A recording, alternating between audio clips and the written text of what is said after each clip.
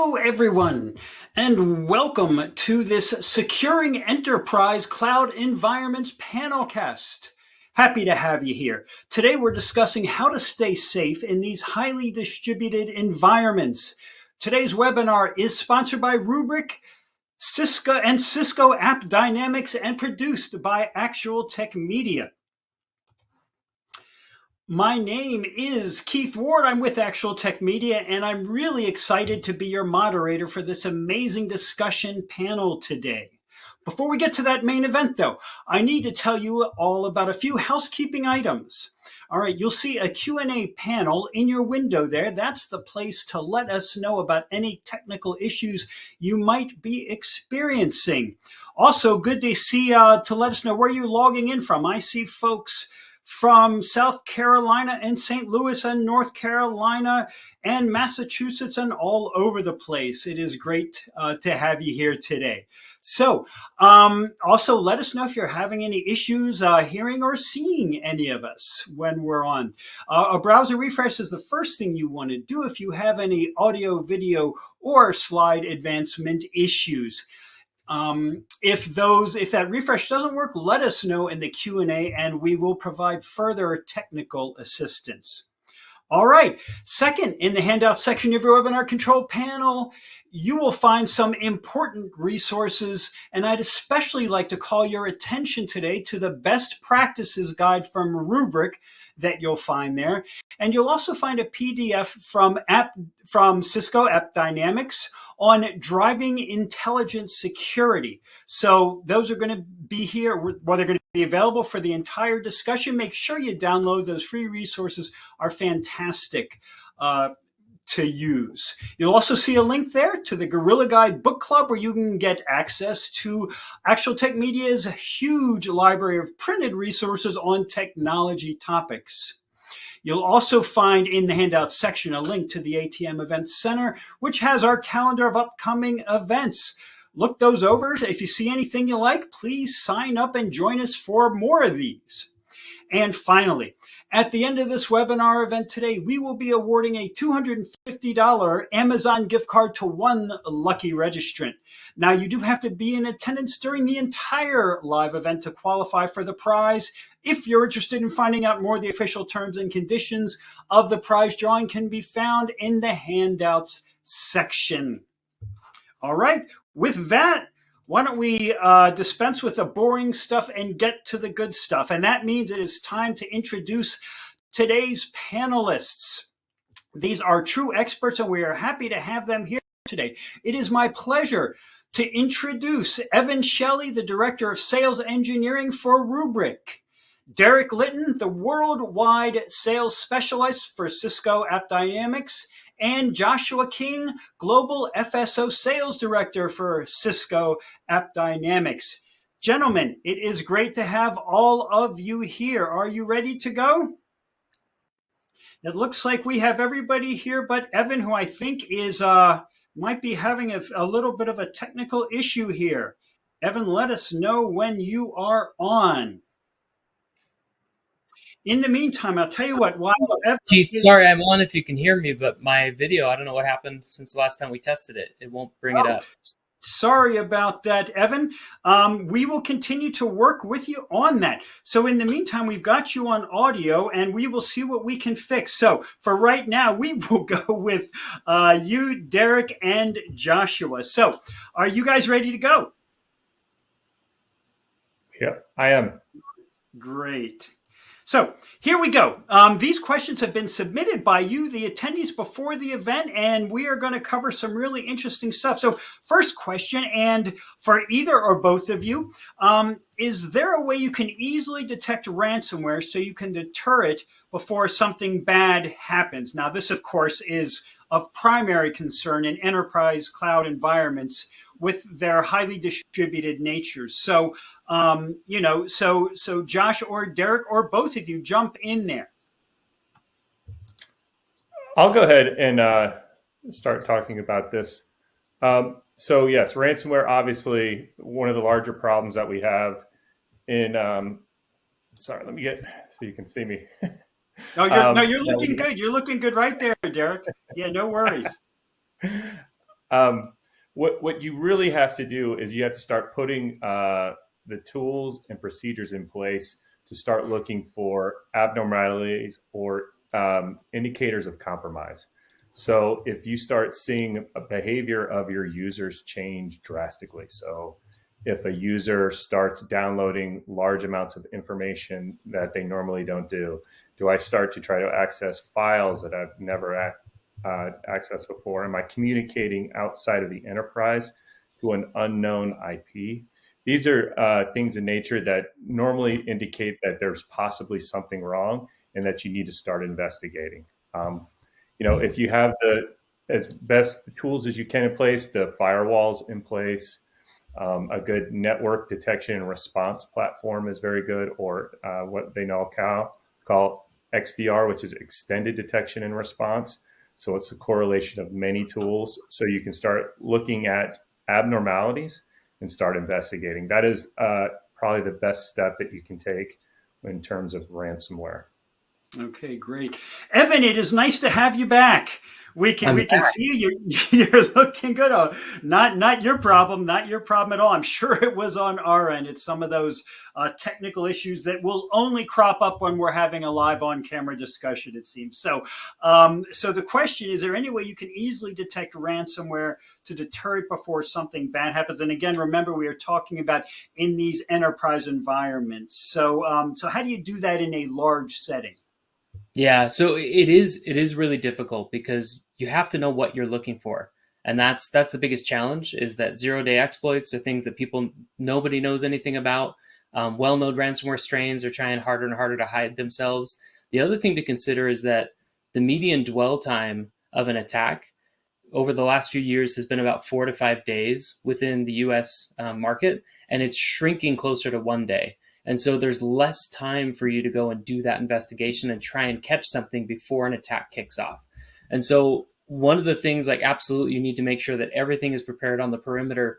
But one thing I always caution customers is that although you want to prevent an attack as much as possible, you also need to prepare for the eventuality that it will happen. And having a well-laid plan to react to something happening is the best way to really prepare yourself, outside of doing everything you can for prevention.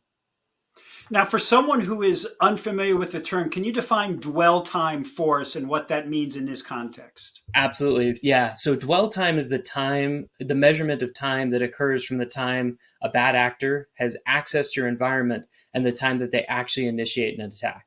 And so the average dwell time of them breaching your environment and kicking off the attack was about 4 to 5 days. And we're seeing that shrink closer and closer to 24 hours, which makes the discovery and prevention more difficult. Yeah, absolutely. Joshua, did you have anything that you wanted to add in at this point for this kind of overviewy question? No, I think I just expanding on, we typically look at things like baselining, and to be able to detect things quickly, it's, how do we know what normal is across everything?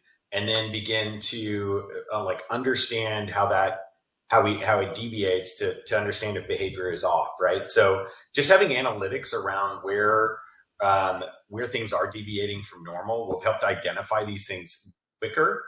And then the other is, there may be steps you may be able to take intermediate to a full patch fix. Does that make sense? So you may not have to pull down the entire environment to address some of these things, and making that part of your plan, like Evan was saying, is having like a solid stage 1 quarantine and then a stage 2, remediation and execution as part of your plan. We found to be, really valuable with certain clients to just, isolate the threat and the dwell time. We've seen that in a lot of breaches and customers we're talking to right now. Yeah, absolutely. Absolutely. Okay, next question. Now, I think it's fair to say that most environments these days are hybrid cloud environments. And that basically just means you have some of your stuff on premises, you have other stuff up in the cloud. They have to go up and down and talk to each other. So you have data, you have operational things in both locations. So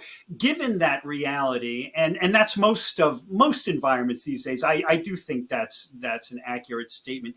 Given that most environments are hybrid, what are some of your top tips for securing these hybrid environments? And I'll throw this open to any of you that wants to get started with it. Yeah, I can go. I think it's important that as we look at our tooling, we understand that the solution can go between any environment that we're wanting to address. So the first is, can it reach there, right? So can it reach to the places that in the data sets that I'm having, whether that's on-prem and if not, begin looking at an observability strategy as our industry, we start to interconnect these great data sources and resources that many awesome tools within security can provide us. So as we start to bridge those, we can start to see into those spaces maybe that one tool couldn't, another one can. And we can start to build more of an architecture of data that isn't limited to an on-premise environment or infrastructures therein that could extend into like cloud native environments and other, containerized applications that may be different for us in different environments. The first thing is, where can it reach? So what is my threat landscape, and am I reaching into all of that? So it's really good to evaluate that across your current solutions. Absolutely, absolutely, Derek. I agree with Josh wholeheartedly. No longer do point products solve our problems. We need to look at a product or a platform that can actually expand into every environment that you're looking to grow into. And that will help give you a better idea of how to secure it and where to secure it.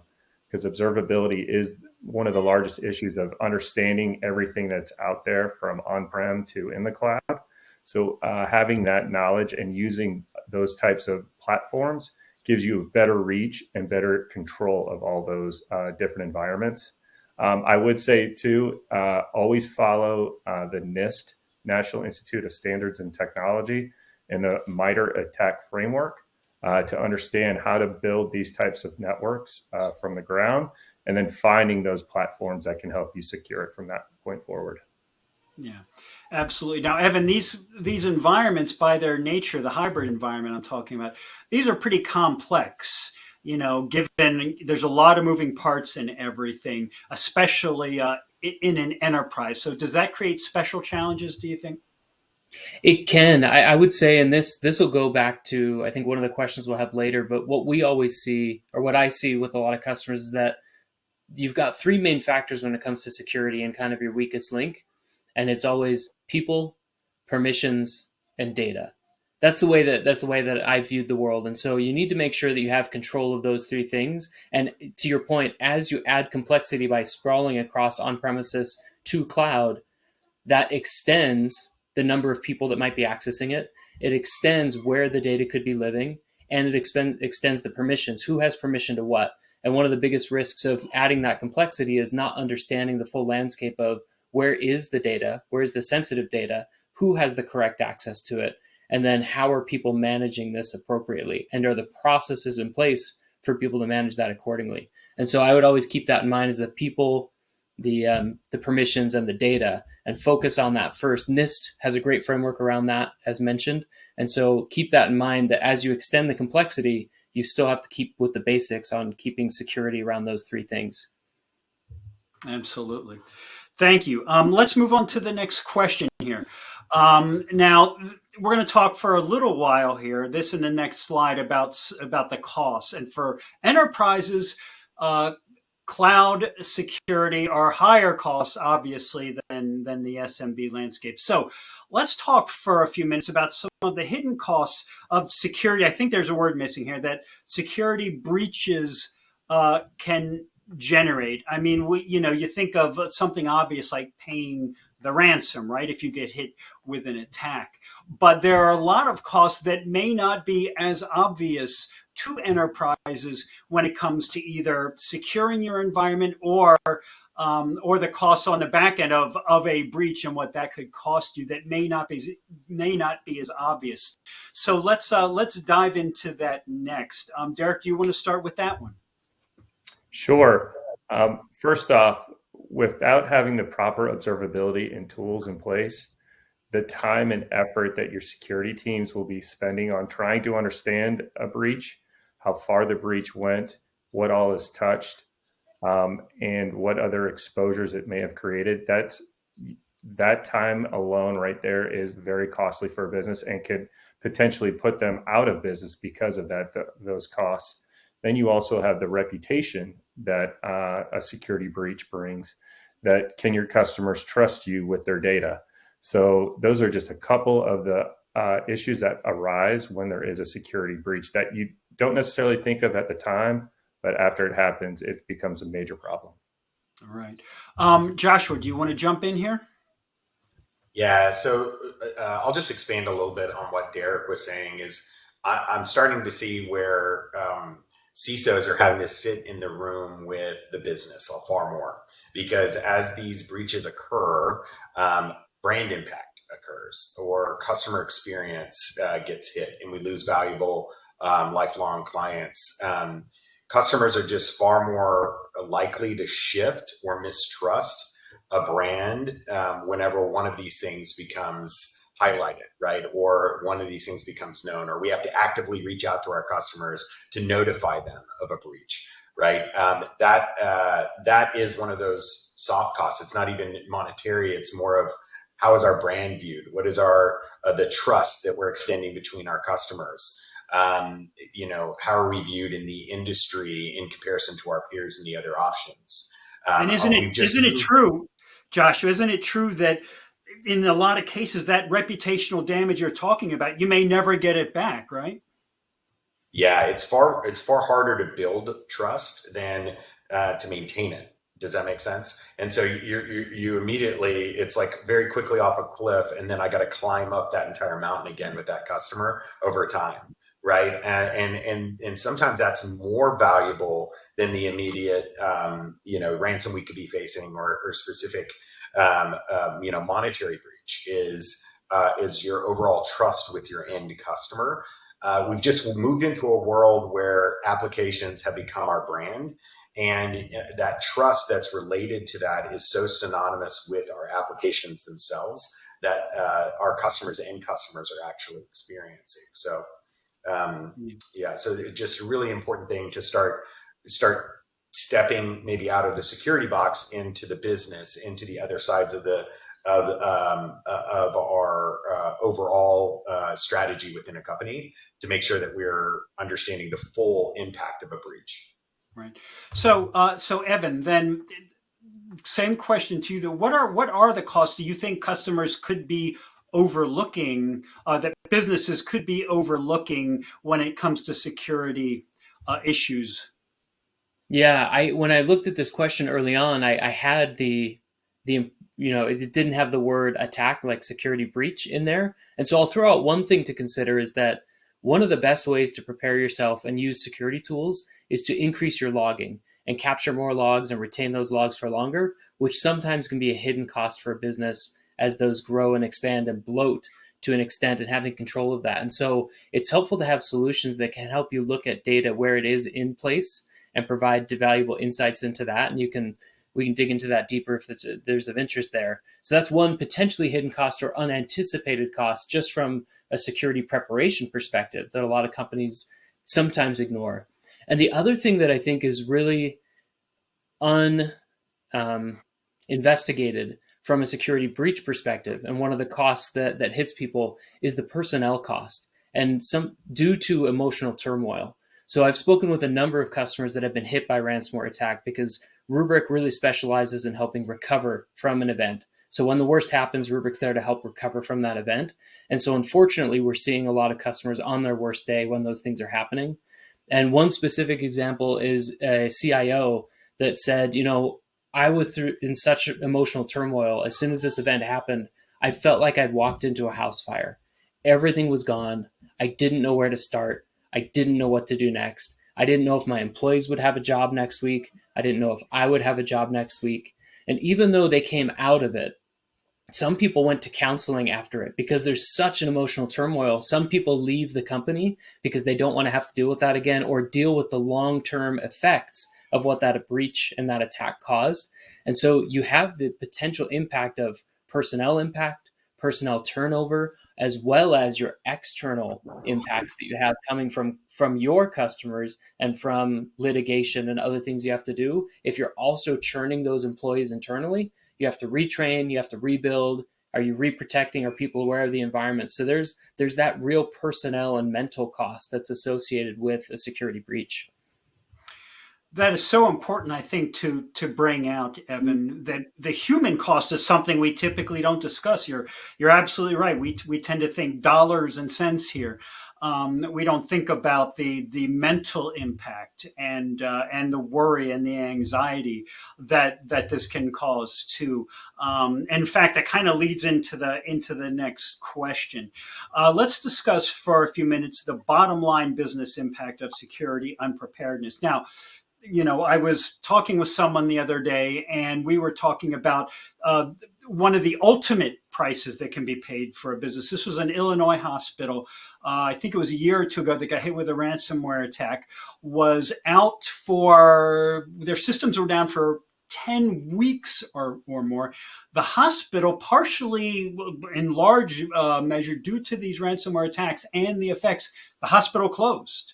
That because of a ransomware attack, we've seen colleges do this. Now, those are the extreme examples, but can we discuss some things that maybe aren't remembering that this happens, but what are some of the other bottom line business impacts that can happen if you're not ready if you're an enterprise in the cloud and you're not ready? Derek, do you want to start off with this one? I think Josh hit on it very well earlier of the reputation, and can customers and employees trust you with their private information?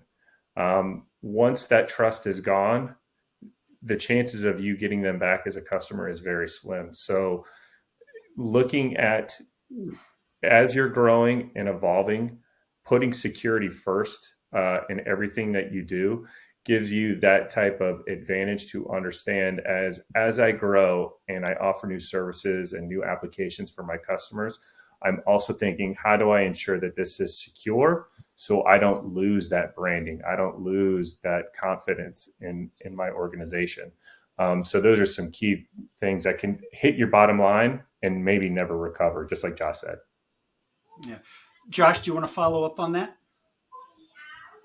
Yeah, I think one statistic that we saw was that 47% of organizations are citing that just downtime in general is costing them around $250,000 an hour.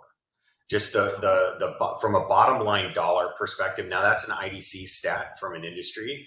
It is costly, and it's why these organizations are really funded heavily. And so, but I think what I'm really interested in as well is how does that impact business, and starting to tear down walls between business leaders and security leaders, or IT leaders and security leaders, and over into development and agile development. And as we're thinking about vulnerabilities, as we're thinking about our customer trust, our customer brand, some of these intangibles, that these organizations are working in tandem with each other, more uniting instead of having an individual task force team to address this, or an individual, depending on your size of the organization. It may just be one person, but having them view security from a lens of everyone else's seat helps the organization plan, prepare, and ready themselves so it maybe doesn't take down the hospital when these events occur, because we previously planned or we previously prepared and we're ready for such events if they were to occur in our environment. Absolutely. Now, Evan, being with Rubrik, I'm sure you've got some real horror stories of customers who came to Rubrik for help after an attack, and how much better would it have been if they had been a little more forward thinking and contacted you before the attack happened. Is there anything that you want to contribute there on that? Yeah, I think one of the interesting things to consider is that when you think about the bottom line impact, a lot of times your mind goes to the downtime. How much did it cost us? did we have to pay the ransom? How much did that cost us? How much time and energy did it take to repurchase equipment, rebuild whatever we needed to, like the actual bottom line dollars. But there are sometimes very long tail impacts and financial impacts that are a result of these attacks due to sensitive data breaches. So it's not just the downtime, but coming back up. To your point, if you're not proactive in identifying the data and understanding where some sensitive data could be, there could be some very long tail impacts. And so we've had one customer in particular that in one scenario, they do a lot of business with business to consumer, which is one thing with credit card and personal information. But there was also a lot of business to business transaction going on, which left P card and company P card and corporate information on their infrastructure that was accessed as part of a breach. And one of the biggest concerns there is that the attackers were able to go and take those other businesses and P card information, and they were able to represent themselves as those other customers of the company that was hit and try and carry out further attacks. And that further hurt the reputational damage and sometimes legal impact to the company that was actually hit the first time. And so there's this downfall waterfall effect of what type of data has been accessed within this breach? How is that data being used by attackers, not just being sold on the dark market or being used as a ransom to get more money out of you? They can actually go and use those for either even further nefarious purposes. And that comes back to you as kind of the source of where that data leaked from. And so taking those proactive measures to understand your data landscape and prepare yourself for that eventuality is hugely critical. Some pretty scary thoughts there. I guess appropriate for Halloween that is coming up, right, Evan? Thanks for that. Yeah, absolutely. The effects are, as you say, they're a waterfall. They're a domino effect that can be far-reaching, and they can go on for a very long time. So this next question, what are the top 3 things to consider when securing enterprise cloud environments? I'm going to adjust that a little bit. I will say up to 3 things, because that can get pretty in-depth. If you want to talk about maybe your top thing, your top couple things, if you want to give us 3 things to consider when securing enterprise cloud environments, feel free to do all 3. Evan, since we finished with you last time, we'll start with you this time. Sure. I think the App Dynamics team can probably speak to this much better, but one of the things you worry about when you have a cloud native environment is that the reason cloud was adopted so readily is because it's so accessible, it's so scalable, and you often have shadow IT operations happening there where people with the swipe of a credit card can get the infrastructure and access to the things that they need.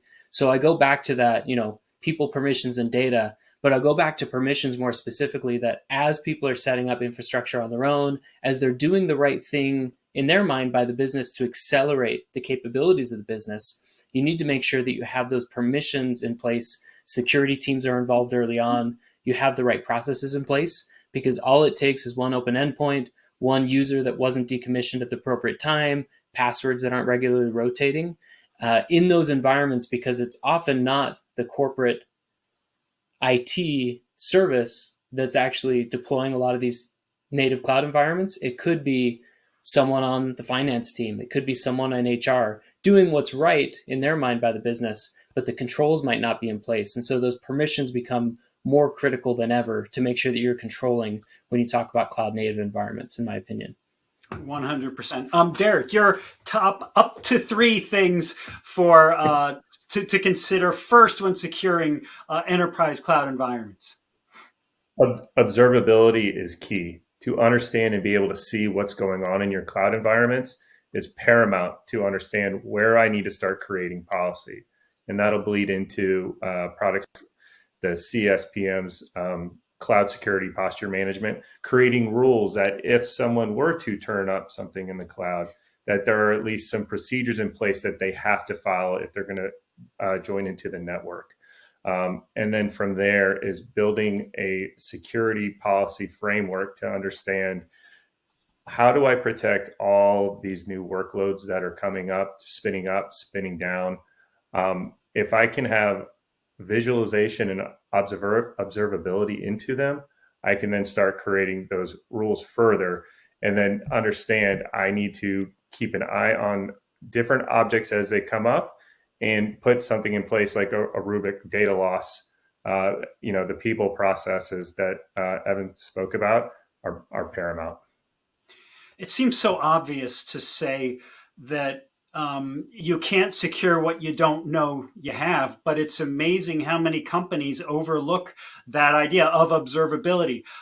Joshua, what are the three things you would like to tell the attendees here today for securing enterprise cloud environments, or up to three things? Yeah, I'll kind of put it into a couple of categories. So, view of threat landscape. Derek was mentioning that is observability is the industry's approach to that. But I'll double click into it that oftentimes we'll view cloud environments by trusting maybe the cloud provider or current structures that are currently in place by those infrastructures, and won't apply the same security postures that we're doing in an on-premise environment, or things with traditional networking that have been built over the years. So just apply a zero trust policy to what you're doing and how you're looking at that view of the threat landscape. So that would be one. The second would be, what is your current and your desired capabilities when it comes to security? Now, this is going to vary by company, but what having an assessment of where you're at today can be incredibly helpful, if not for planning, but also for, how do we map it? How do we map our environment and understand the current threats, and are we addressing them and have an answer in each category that's currently broad-based category? Ransomware, how are we into DDoS attacks, a bunch of different security threats that are currently out there. Another one would be, are my employees prepared? So this isn't just that we have a plan. It's also, have we trained our employees on best practices around their content, their data, and have we given them security training? Have we let them know about the latest threats, the ways that often employees are manipulated inside of these attacks when you really start dissecting them? And then, does my security team have a plan? Are they prepared? Right? What do they know what to do day one when something happens? How are my policies in place that allow me to react quickly, and so that the people component doesn't become a delay to the dwell time, as Evan was mentioning earlier?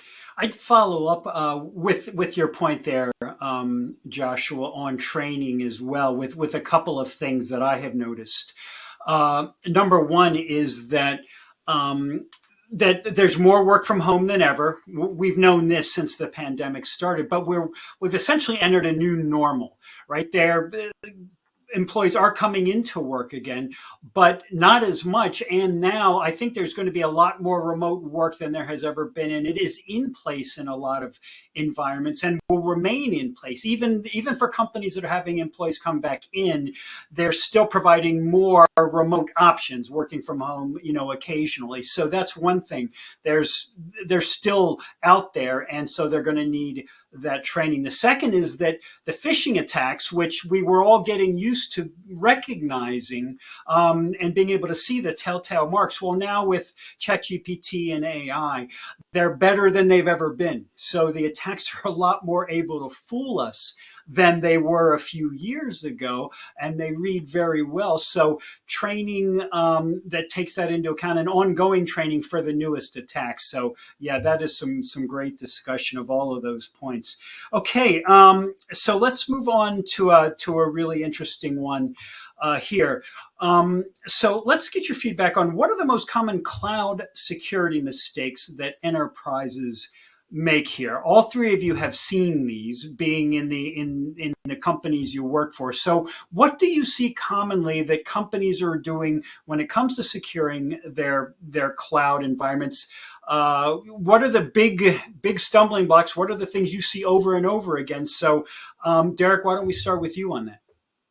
First and foremost, people assume that the cloud providers are delivering security out of the gate, and they're not. They're protecting you to their perimeter, and then from that point on, it is up to you as the customer to put in the policy and procedures in place to protect yourself. So that's first and foremost. I still see it all the time, and so it could be a hard lesson to learn. But another cloud mistake is finding a product that only looks at one cloud. You need a product that can look at all the cloud providers and into the enterprise, because applications don't reside in one place or another. They are from end to end on-prem to the public cloud arena. So having some products that can see across multiple landscapes gives you some of the best protection available. Great. Evan, again, with Rubrik, you've seen a lot of mistakes, probably a lot that happen again and again. What are you seeing? Yeah, I would kind of go to what was mentioned in that relying on the native tools or the native cloud capabilities are some of the biggest mistakes, just because, like Derek mentioned, they'll protect so much, but also within their tool sets, what you set up for protection for things like recovery are also often encapsulated within the same accounts. And so when you talk about account level compromise, now not only is your production data at access, but also maybe your backup or recovery data is within that same scope of access. And so making sure that when you plan out your tool sets to react to a cyber event, to a ransomware attack, making sure that your data, your recoverability, your plans are built around the fact that if account level compromise happens at a high enough level, can the data that we use to recover reside somewhere outside of our main production environment within the cloud? I think that's one of the things that's often overseen, because they have great tool sets. There are great things that are available to you. But if it's all contained within the same VPC, within the same resource group, it now becomes accessible to anyone that gets that account breach. And so you have to make sure you're planning for those eventualities and not just taking everything at face value, as Derek mentioned, when you just say, well, I'm in the cloud, I should be protected.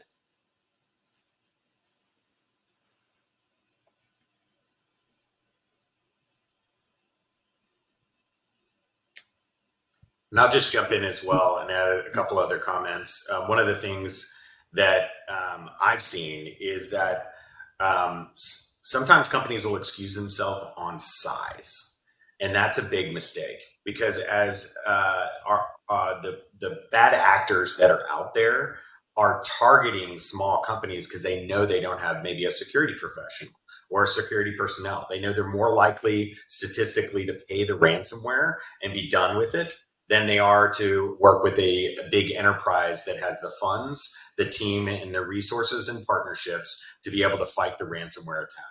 And so what one shift we've seen is this move to smaller companies, smaller startups. So if you're building into a cloud environment or cloud native environment and thinking that size will keep you under the radar, it actually is where they are aimed currently.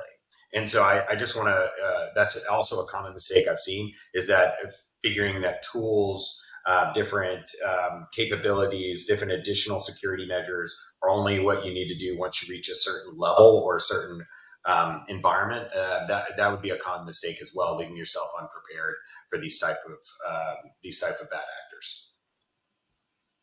But I think it was around how important is it to bring in a partner to help you secure your operations and data. Evan, I'll pass that back over to you, and then we can let Keith join us again.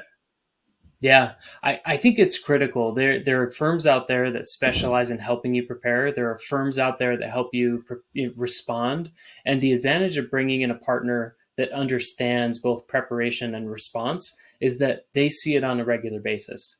They're out there regularly working with customers, helping them prepare, looking at varied environments, looking at varied risks, as well as looking at response factors. How have these customers had to respond in the event of an attack? How have these customers been able to respond based on how they prepared? And they can actually bring you a lot of facts, and not just anecdotal evidence, but real facts on how we help prepare most effectively with this type of environment, how we help to recover most effectively with that type of environment. And so bringing in a partner that truly understands that landscape and has regular interactions with customers working through the same problems as you is going to be critical, both in preparation and in recovery. Yeah, thanks a lot, Evan. Derek, any thoughts there? I agree with what Evan just said.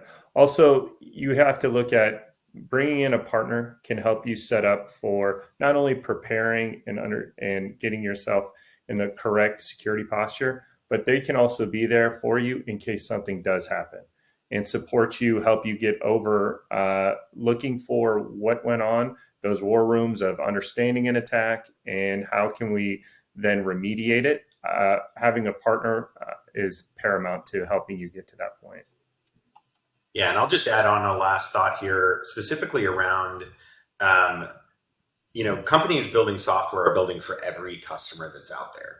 But a partner helps you be industry focused. It helps it be custom to you. It helps it be detailed to your environment, your team, and what matters inside of your organization. And having that customization is critical for it being business relevant, for it to matter to what you're actually doing on a day-to-day, which is going to be completely different than the many different companies that we're trying to solve solutions for on a broad basis. So I think it's really helpful to this, just to work with partners to help scale and vertical focus. We see that in and on our own platform is that our partners are developing into verticals. They're developing into business-specific use cases that are critical to our customers. And so I think that's really an important part of partners is for them to make sure that this is relevant to you and your organization, as opposed to maybe our generic solutions that we have to build because we support customers and clients across the world. Awesome. I think one of the things that, and I'll use a specific example at Rubrik that we've seen, is that there are a lot of really cool insights that you can gather out of data, right? As you put more data into these tool sets, security tool sets and others, it's great to get all of these alerts, but it can lead to false positives. It can lead to over investigation where time shouldn't be spent. And so one thing that you want to look for is a product or product solution that's really analyzing how that data is surfaced and then what second and third level lines of investigation they can do on your behalf to help reduce some of those false positives. So I'll throw something out that Rubrik fell victim to very early on. As we're backing up the data, we see incremental changes. And so we can understand and we built a machine learning algorithm that helped identify anomalous activity. If we saw that we're backing up regular workloads and massive amounts of data within that workload changed at any given point, we could notify customers. But what we also quickly found out is that it could be a month-end event. It could be data deletion due to security concerns. And so anomalous activity was not indicative of an attack. And so we quickly said, what second level and third level things can we do to dig into those anomalous events so that we only surface true events that are valuable? So the next phase is, once an anomalous event is detected, we actually search for signs of encryption. That helped narrow down the focus of, there was an anomalous event. There are also signs of encryption on files that didn't have encryption the day before. Now you need to investigate not just something happened on this workload, but something happened on these specific files within this workload. And then we've even taken it a step further to look for signs of ransom notes and the actual IOCs, so we can say, not only is there encryption, but there are ransom notes here. This is the ransom strain that you have. And then these are IOCs within the environment. So it's really looking at tool sets that don't just go at the surface level of identifying what kind of alerts that you need to throw out, but systems that are intelligent enough to look at surface level alert and let's dig deeper before we really throw out the alert to give you indicative and clear action items out of the alert. Yeah, that's great, Evan. And one of the things that we're interested in doing is connecting in to business processes as well. As you start to analyze what's critical to run your business and then tying that to security threats, we can start to throw out data that we don't necessarily need. Just walking through that process, even free of product, just what are the business processes I run and what are the key dependencies that I need to be able to run that data. Sometimes in certain clients, that can just reduce 60% of the noise that's floating in just by walking through a process of mapping what matters to my business to critical assets, and then where am I getting that data, monitoring those assets. And so it's really valuable process to just maybe reduce all the bloat that we're seeing. We saw this a lot when we were working with data scientists, data lakes, is that data can just completely be expensive to maintain. This data sprawl problem that we were resulting in made it almost unusable to analyze. And as we run ML and as we run AI on it, it became unusable data because we just hadn't done the culling. We hadn't done the weeding out of what matters.